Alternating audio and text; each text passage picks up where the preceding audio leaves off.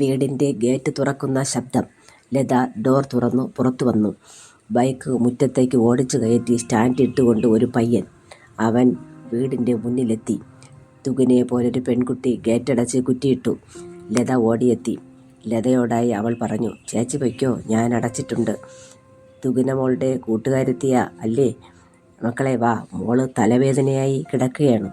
വിനീഷ വിനുവിനെ നോക്കി. അവരിരുവരും ലതയുടെ പിന്നാലെ നടന്നു.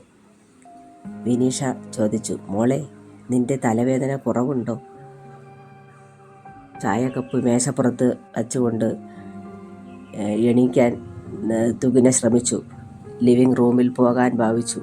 നീ സാവധാനം വന്നാൽ മതി, ഞങ്ങൾ അവിടെ പോയി ഇരിക്കാം എന്ന് പറഞ്ഞവർ സെറ്റിയിൽ ഇരുന്നു. സുമ അവർക്കരികിലെത്തി.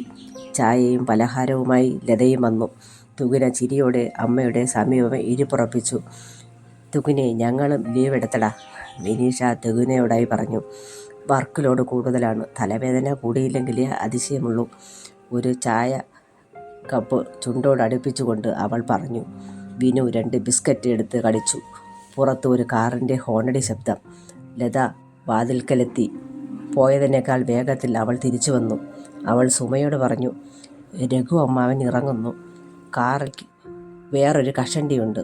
സുമയ്ക്ക് മനസ്സിലായി, തുകിനയുടെ അച്ഛൻ വന്നിട്ടുണ്ട്. ഗൾഫിൽ നിന്ന് വന്നതുപോലെ കാറിന് മുകളിൽ കുറേ പെട്ടികളുമുണ്ട്. വിനുവും വിനീഷയും സിറ്റൗട്ടിലെത്തി. കണ്ണാടി ജനാല വഴി അവർ കണ്ടു. വിനു പറഞ്ഞു, തുകിനയുടെ അച്ഛനാവും. സുമ ഓടി വന്നു വാതിൽ തുറന്നു.